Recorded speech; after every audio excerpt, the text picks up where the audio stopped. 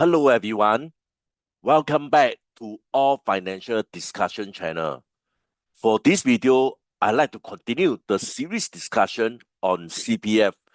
This video, I will continue to discuss the possible CPF scenario when we actually reach age 55. Earlier on, I have discussed on scenario 1. This video, I will have scenario 2, 3, and 4. Next, okay, I'm going to explain also why this is so essential, why we need to decide whether we want to choose BRS, FRS, or ERS by the age of 50. So all this will be the objective of this video. Let's come to scenario 2. Okay, so let's assume that this is the so-called CPF that a member actually has. For example, he has OA 180K, SA 8200. And basically, let's just assume that to meet the criteria of BRS is 2026 this time round, which is 110200. So from here, you can see that the SA actually has a shortfall as compared to the BRS. So what actually will happen? Okay, so basically these are all the CPF account when he actually is before age 55. So when he reach age 55, okay, RA account will be automatically created and SA account will be closed. So the funds are initially transferred from SA to RA first. And let's say, okay, if let's say for example, this case here, if we cannot meet the criteria of BRS, some money will be transferred from OA to RA. Let's take a closer look on this condition of this CPF member.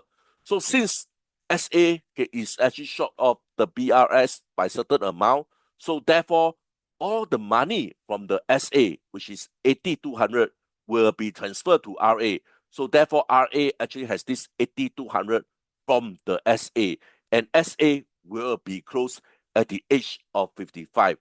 Next, okay, because there is a shortfall, so therefore some amount of money must come from OA to RA.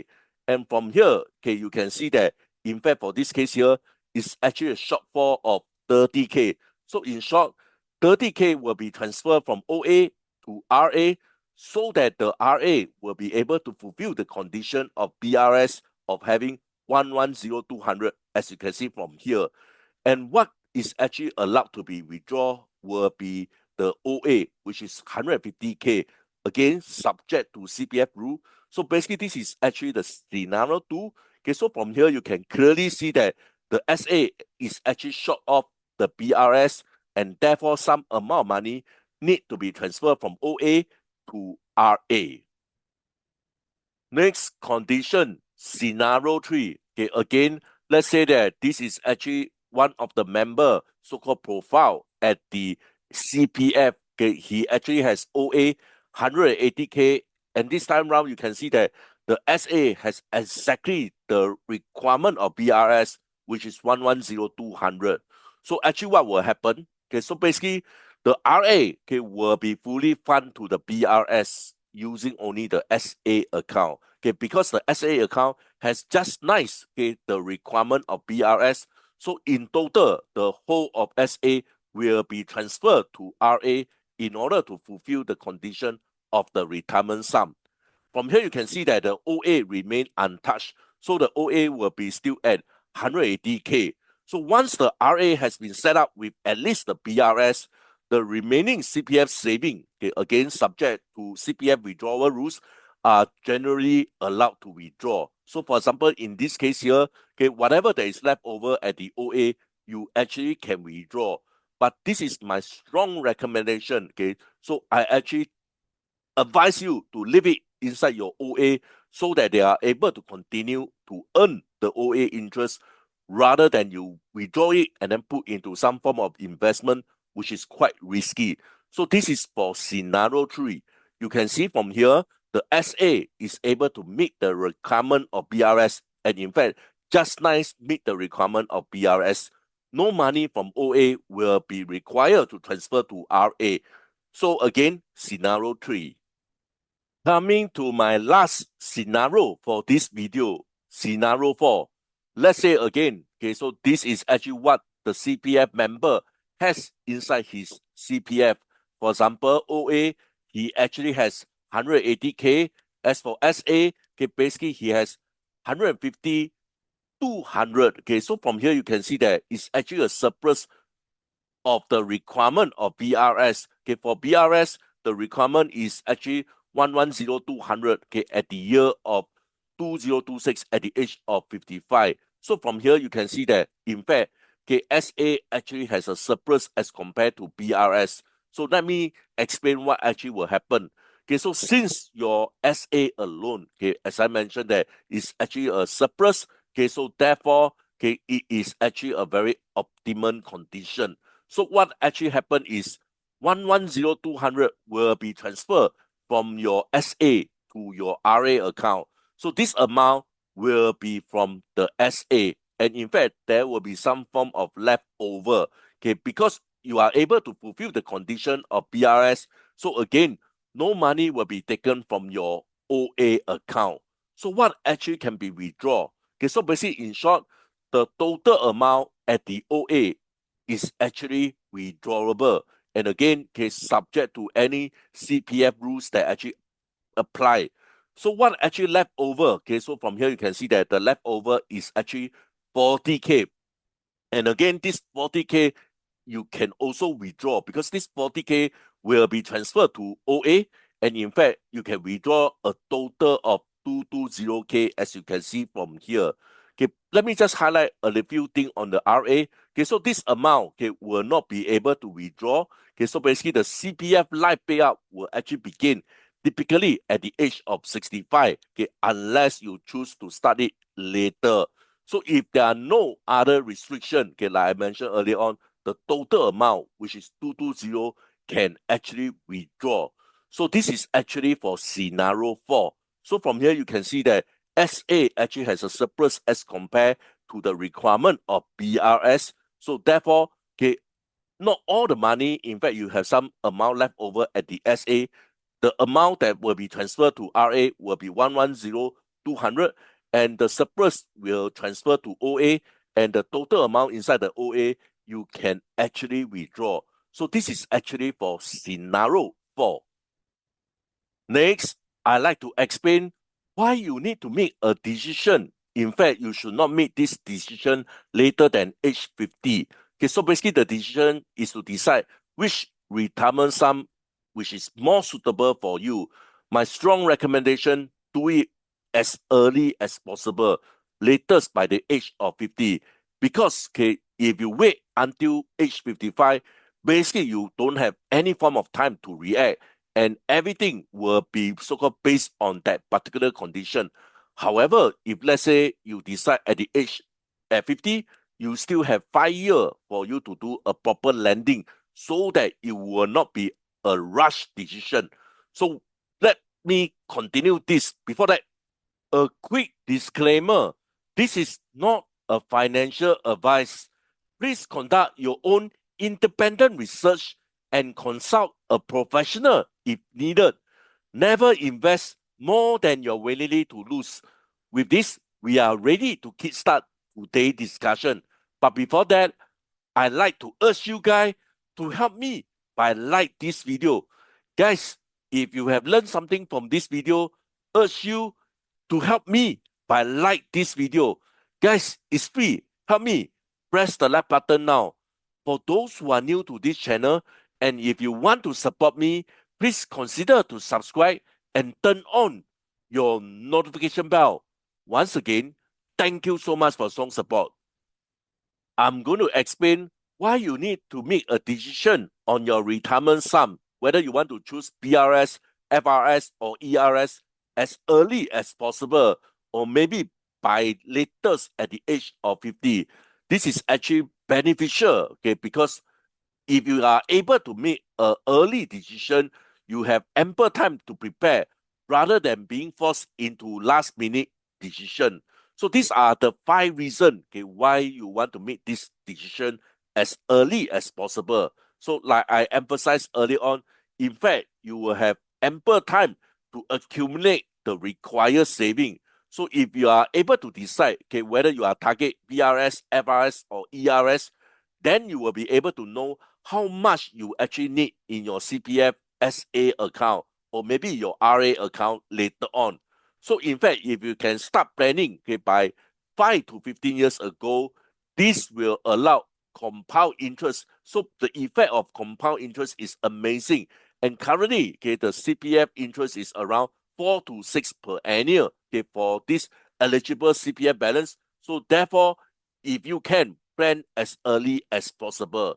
Next, you can optimize your cash flow. So in fact, later on, I actually suggest 2 actions. So at 50, many people will be probably at their peak earning years. So you can decide whether you want to make voluntary CPF cash top up, or in fact, there's another action that you can do is transfer OA to the SA. If you are able to plan ahead, then you can plan your retirement income. So for example, the reason why you choose BRS is, in fact, you will be receiving a lower CPF life monthly payout. However, you will be leaving more cash available. So with more cash, you probably can reinvest this cash, for example, into property that earn rental, and this can be a supplement in terms of your monthly payout. Next will be your FRS. This, in fact, will be a higher lifelong money payout. And for ERS, probably the highest CPF life payout because, in fact, you have set aside more in CPF. Next, you are able to avoid rushing before age 55. So at age 55, your RA account will be automatically created. Your CPF saving will be transferred into RA according to the CPF rule, which I have emphasized earlier on. So if you have not thought about your retirement target beforehand, you probably will miss the opportunity to structure your finance in the way that you actually prefer. Last but not least, you can actually coordinate your CPF with other asset investment. For example, your CPF decision should not be made in isolation. By age 50, you likely to have a clearer picture. For example, your housing, is it pay off or not? Your investment, how much will be your return? Your cash saving, and also your expect retirement age.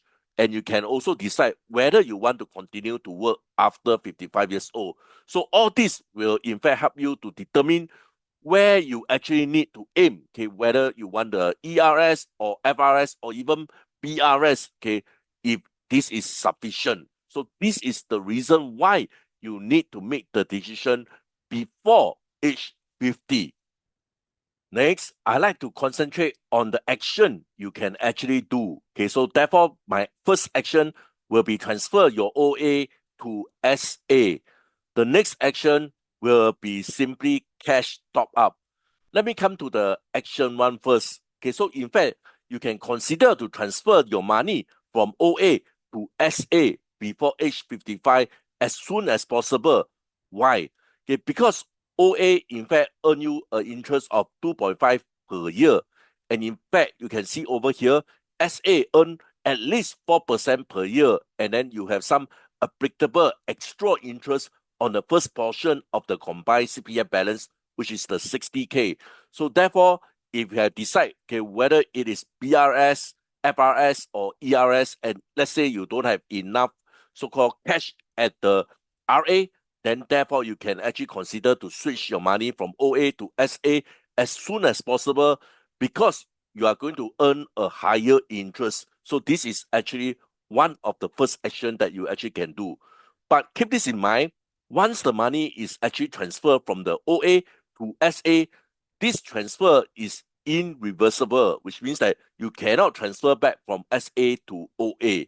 So another restriction on the SA is they are in fact, firstly, they cannot use for housing, and the investment is also quite limited as compared to the OA. So this SA, in fact, is to ensure that people actually preserve their retirement saving. Next, if you are below age 55, transfer from OA to SA, in fact, they are also capped.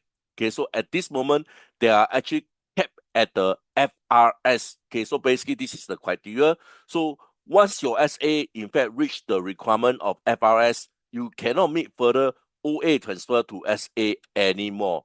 one thing I also like to highlight is basically when you actually do this transfer from OA to SA, this is actually not eligible for tax relief. So this is for action number 1. Coming to action number 2, cash top up. So over here, you can see that you can either do cash top up to your own CPF, or you can do this cash top up to your loved one, okay, such as your parent, grandparent, spouse, sibling, or children. And again, all this is actually subject to CPF rule.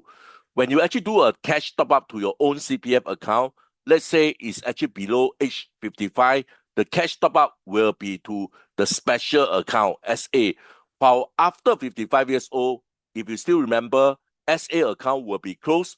So therefore, when you actually do a cash top up, it will go directly to retirement account, RA. Next, maybe I would like to explain why the motivation to do cash top up. Okay, so basically the key thing is it is actually eligible for tax relief if certain conditions are actually met. For example, okay, we can receive up to 8K in tax relief. Let's say we do a top up to our own CPF account. And again, let's say if you do this also, 8K to top up for your eligible family members. This simply means that you may qualify for a maximum CPF cash top-up tax relief of 16K per year. Okay, so this is actually quite attractive. Okay, again, all this is subject to applicable eligible rules. Next, these are things that you need to know. Okay, so money top-up is meant for retirement. Okay, so basically you put your money into SA, into RA, you cannot revert your decision. Okay, it cannot be freely withdrawn before CPF withdrawal rules actually allow it. There is also a cap. If you still remember, under the Action 1, okay, transfer OA to your SA, once you meet certain criteria of FRS, then you will not be able to do top-up anymore. So for this case here, for cash top-up, there is also a cap. Okay, so basically, keep this in mind. So coming to the conclusion of this video, suppose you are actually 50 years old today. So basically, if let's say you target BRS, you may decide to keep more money outside CPF for investing or spending. Okay, so these are for those that are quite capable in terms of investment. But at this age, okay, I actually strongly advise you to put everything into CPF rather than to do your own investment. I think the best investment, probably you can buy a private property and rent it out and use the rental as part of your money payout. Next will be target FRS. Okay, so you may gradually top up your CPF over the next 5 years, as I explained also earlier on, okay, before you actually reach the age 55. Therefore, this will allow you to achieve your target comfortably. Next, target ERS. Okay, so this ERS, it can be quite challenging. So you need to start planning as early as possible. So in fact, okay, you probably need to do various top-up in many different years in order to earn the CPF relative attract interest. So reduce the amount of fresh cash you will actually need later on. So with this, I'd like to end my discussion. Please help me to like this video and subscribe to this channel. Once again, thank you so much for strong support. I hope to see you guys soon. Bye for now. Thank you so much.